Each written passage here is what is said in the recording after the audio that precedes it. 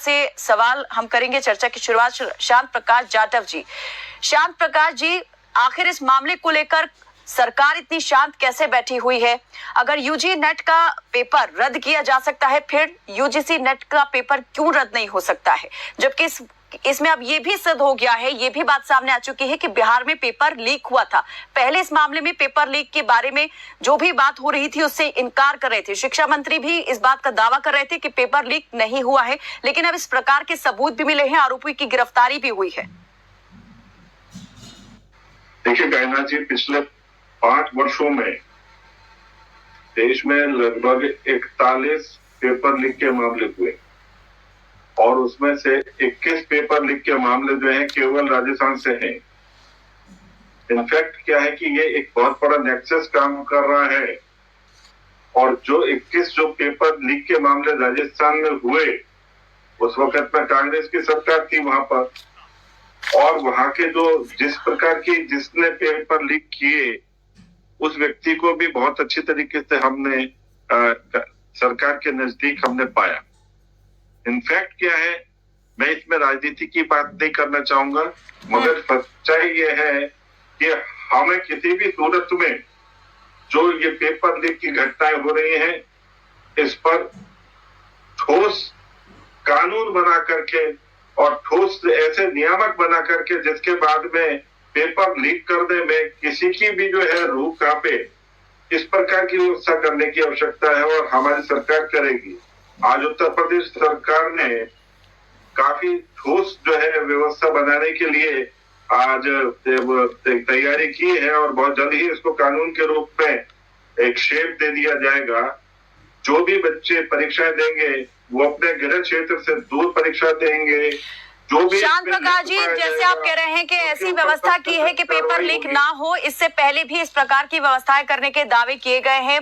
परीक्षा को पारदर्शी तरीके से कराने के दावे पहले भी सरकारें करती आई हैं और अब जिस परीक्षा की आप बात कर रहे हैं वो पहले लीक हो चुकी है। उत्तर प्रदेश में जो पुलिस भर्ती की परीक्षा हुई थी फरवरी माह में, बड़े स्तर पर उसमें भी अभ्यर्थी शामिल हुए थे, करीबन 50 लाख अभ्यर्थी उसमें शामिल हुए थे।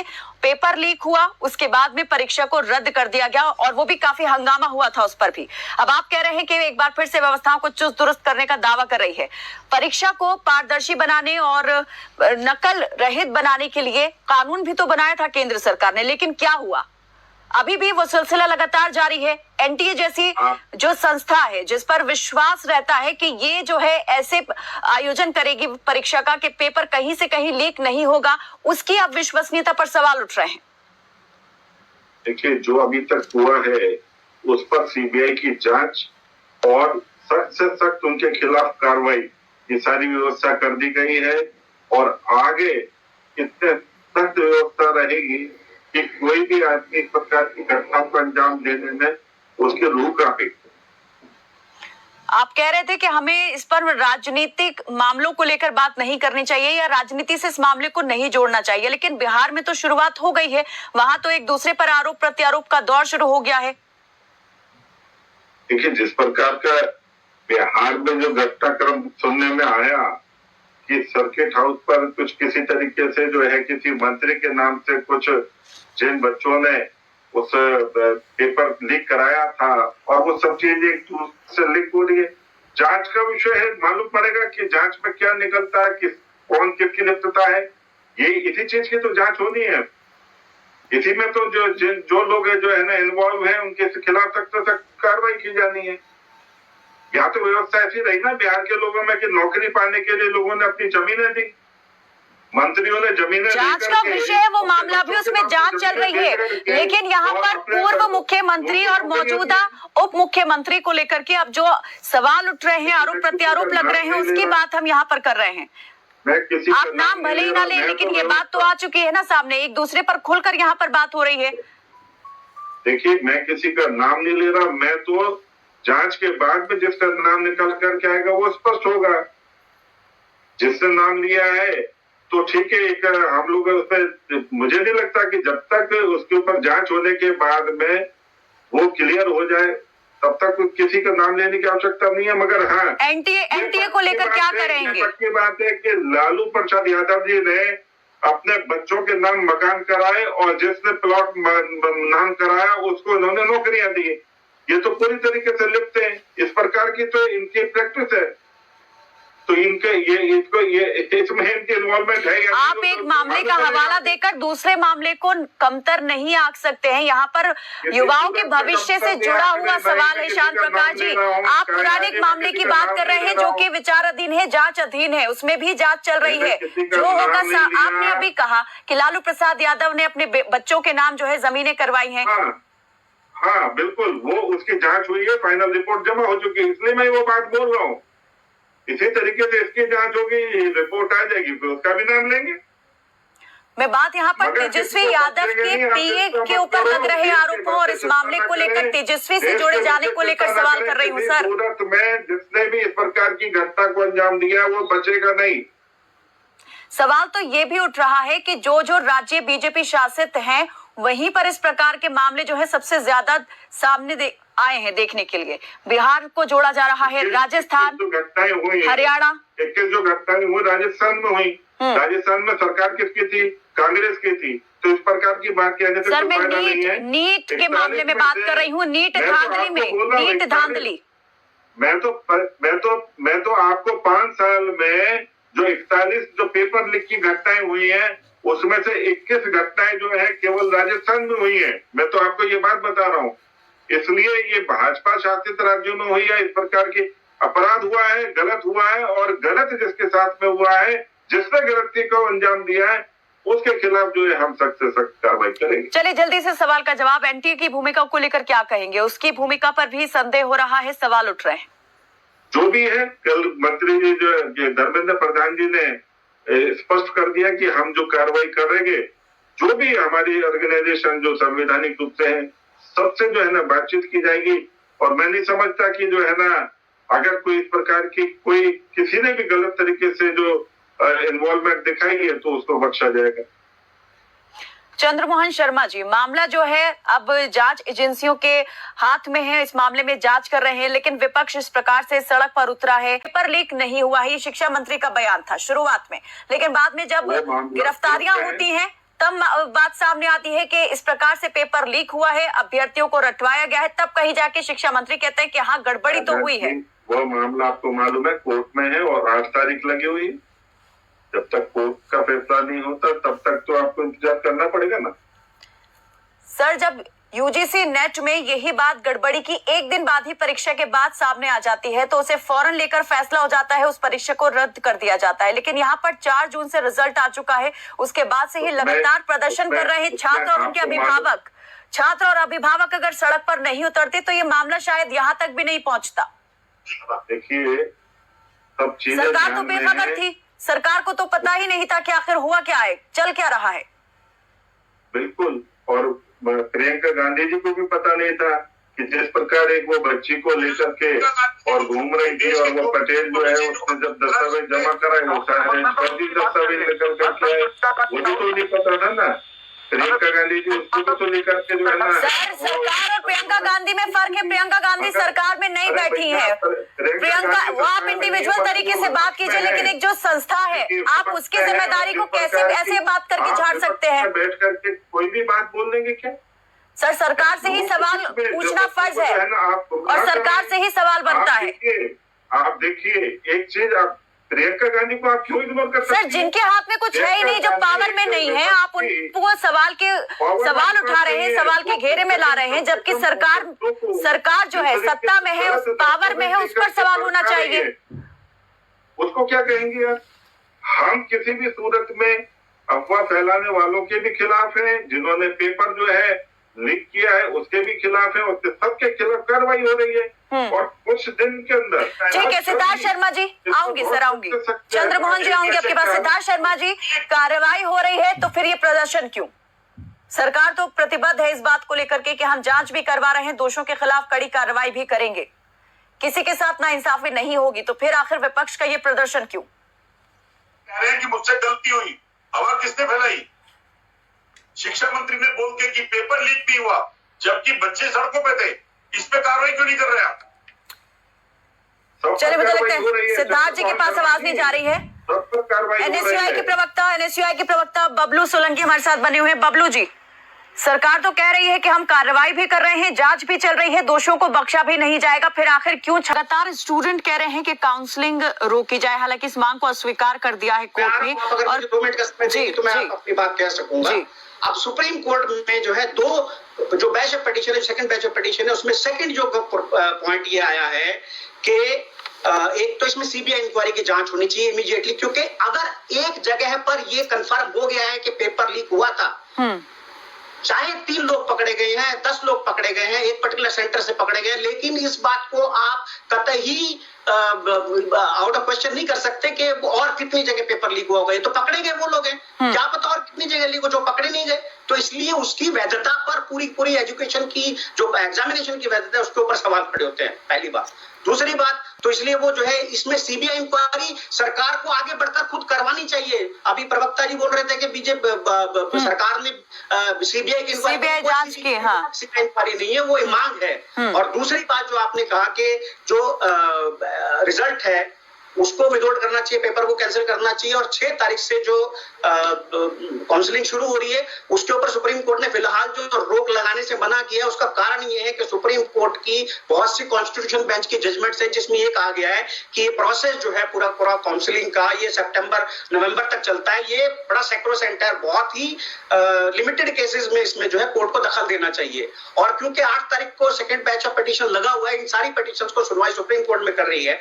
अगर ये सब चीजें सुप्रीम कोर्ट के सामने आएंगी और इन तथ्यों के ऊपर गौर करने के बाद अगर कोर्ट ये फैसला करती है कि ये पूरी की पूरी एग्जामिनेशन प्रोसेस जो है, जो एनटीए की ये गलत है, तो इसलिए क्वैश होनी चाहिए, तो वो क्वैश हो जाएगी। तो इसलिए जो है काउंसलिंग जो है वो तो प्रोसेस है पूरा 10 दिन का, पहला फर्स्ट शेड्यूलिंग का प्रोसेस है, तो वो सारा खत्म हो जाएगा। तो इसलिए जो है उसमें स्टे करने का कोई ना तो उससे कोई फायदा होता है और ना स्टे करके कोई किसी स्टूडेंट का नुकसान हुआ है। वो मांग अपनी जगह आज भी खड़ी है। सरकार को आज की डेट में आगे बढ़कर इस पूरे के पूरे एग्जामिनेशन को कैंसिल करना चाहिए इमीडिएटली, जैसे एनईटी यूजीसी को उन्होंने कैंसिल किया अगले दिन पेपर के, उसमें भी जो है एनटीए की जो है कमियां उजागर हुई हैं। इमीडिएटली सीबीआई की इंक्वायरी करनी चाहिए, इमीडिएटली एनटीए को बंद करना चाहिए, एक इंटरनल इंक्वायरी होनी चाहिए और उसमें जो दोषी लोग हैं, क्योंकि अल्टीमेटली पेपर तो एनटीए से गया होगा ना, पेपर कहां से गया आप ये बताइए, पेपर की लीक कैसे हुआ,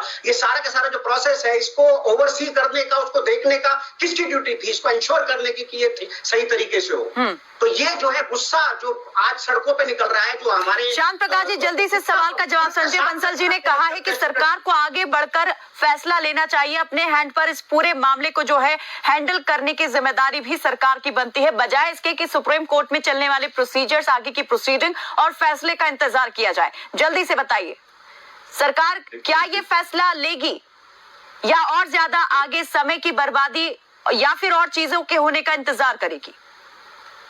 देखिए, इतना बड़ा इन्वॉल्वमेंट है बच्चों का के भविष्य से जुड़ा हुआ है और मैटर जो है सुप्रीम कोर्ट में भी है। सर, बच्चे तो खुद अपने भविष्य को लेकर सवाल उठा रहे हैं, वो तो कह रहे हैं कि आप दोबारा परीक्षा कराइए। नहीं, आप तो छात्रों पर ही डाल रहे हैं। शांत जी, आप एक बात बताएं कि किसी ने अभी जांच तो होने दें, ये आप क्या सोच रहे हैं?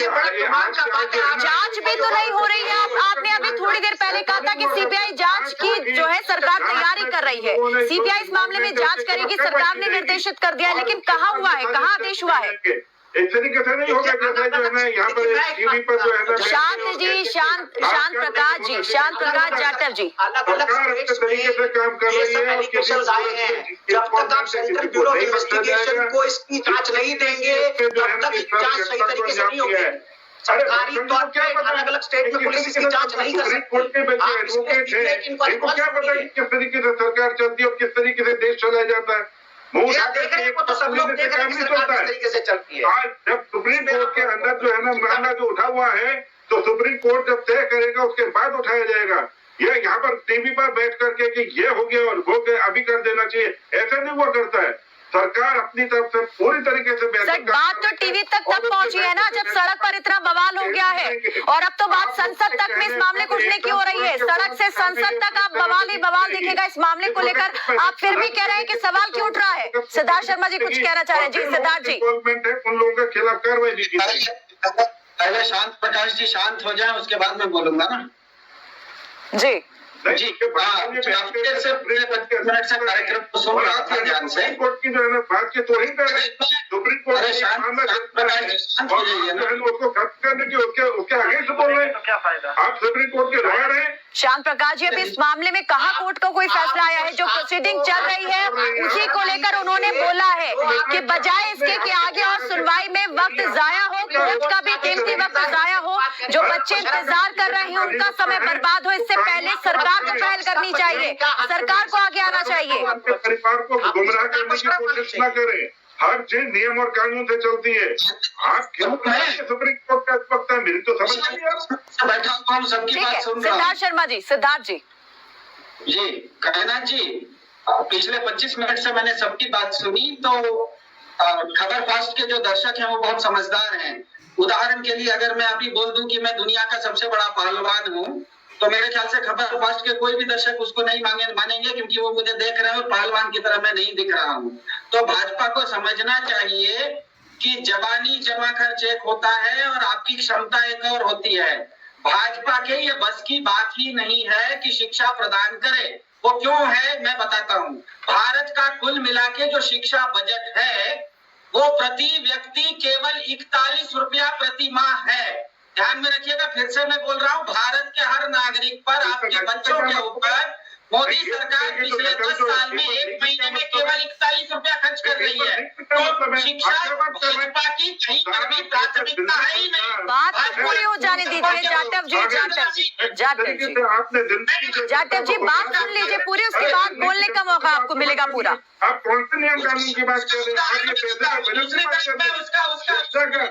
कमरों को रेनोवेट करके कह रहे हैं कि हमने बहुत बढ़िया शिक्षा व्यवस्था।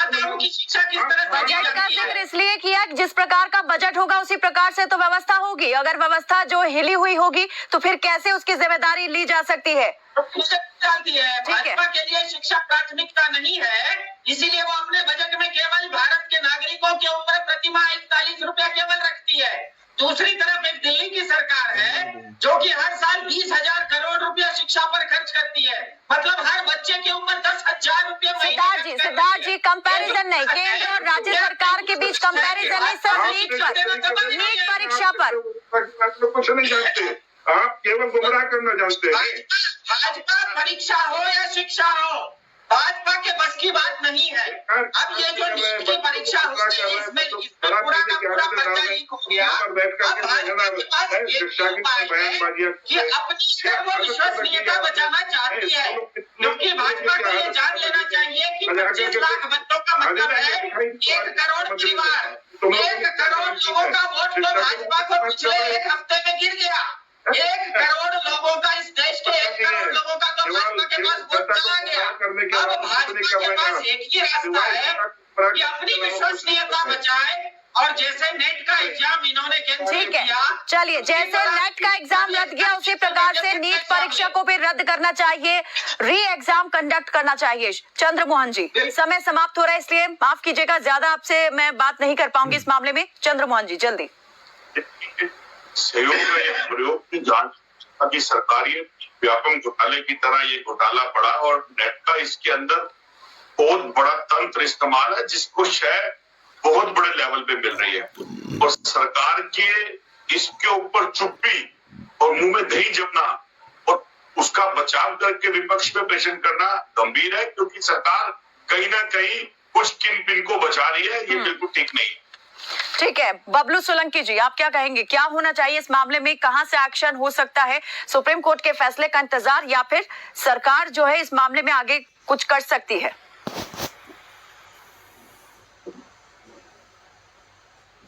सोलंकी जी मेरी आवाज मिल पा रही है? हाँ आवाज आ रही मैम। हेलो जी जी, मैं ये कह रहा हूँ मैम कि सरकार तो इसमें, सरकार की तो कोई मंशा है नहीं कार्रवाई करने की। सरकार यदि चाहती, अब सारा मामला सबके सामने है, नीट का पेपर आउट हुआ है और सरकार ने रद्द करने की सरकार कोई बात नहीं कर रही। जांच करेंगे, सीबीआई को जांच करेंगे, जबकि एनटीए जो नेट का एग्जाम है, नेशनल एलिजिबिलिटी टेस्ट, उसको रद्द कर दिया गया है। तो सरकार से तो हम कुछ उम्मीद कर ही नहीं सकते। हम तो मांग कर रहे हैं एनएसयूआई का प्रत्येक कार्यकर्ता सड़क से लेकर संसद तक इस आवाज को उठाने का काम करेंगे।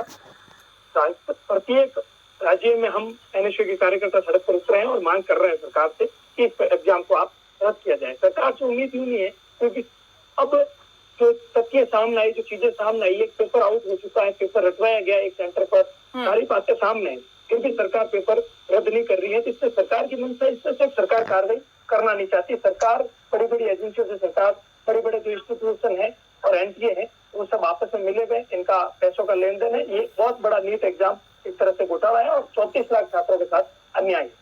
संजय बंसल जी, आप क्या कहेंगे इस पूरे मामले को लेकर? अभी आपने कहा कि कोर्ट से पहले जो है सरकार को आगे बढ़कर फैसला लेना चाहिए, लेकिन आरोप ये भी लग रहा है कि सरकार तो कुछ काम करना ही नहीं चाहती इस मामले में। सिर्फ 3 बातें।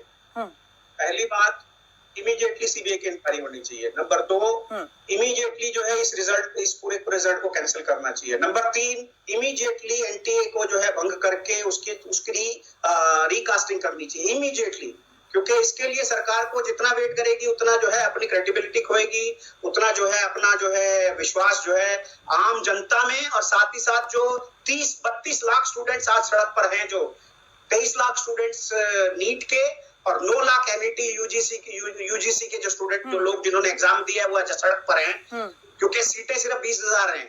23 लाख लोगों ने एग्जाम दिया है। तो इसलिए आप ये मान के चलिए कि कितने लोगों की लाइफ स्टेक पर है। ये जितनी जल्दी सरकार फैसला लेगी उतना सरकार के भी हित में है और इन सब स्टूडेंट्स के भी हित में है। और चौथी बात जो है कि इमीडिएटली अपनी जो शिक्षा नीति है, अपनी जो एग्जामिनेशन नीति है, उसको चुस्त दुरुस्त करें। माननीय प्रधान जी जो है, जो एजुकेशन मिनिस्टर है, बहुत कॉम्पिटेंट आदमी है और वो मैं समझता हूँ कि वो कर सकते हैं, और उनको इमीडिएटली इनके ऊपर स्टेप्स लेके कार्रवाई करनी चाहिए, वेट नहीं करना चाहिए, और अपने डिपार्टमेंट और अपने लोगों पर विश्वास करना चाहिए मीडिया रिपोर्ट के बाद। ठीक है, श्याम प्रकाश जाटव जी, एक जो बात यहाँ पर इन्होंने संजय बंसल जी ने रखी है कि एनटीए के स्ट्रक्चर में जल्द से जल्द बदलाव होना चाहिए, उसे भंग किया जाना चाहिए, उस बात को तो उन्होंने स्वीकार कर लिया है शिक्षा मंत्री धर्मेंद्र प्रधान ने कि एनटीए के स्ट्रक्चर में जो है तब्दीली होगी, सुधार किया जाएगा। लेकिन 2 सवाल जो और यहाँ पर थे कि सीबीआई जांच होनी चाहिए और तुरंत इस परीक्षा को रद्द कर देना चाहिए, इस पर क्या एक्शन होना चाहिए, क्या एक्शन लिया जा सकता है? जल्दी से आपकी प्रतिक्रिया।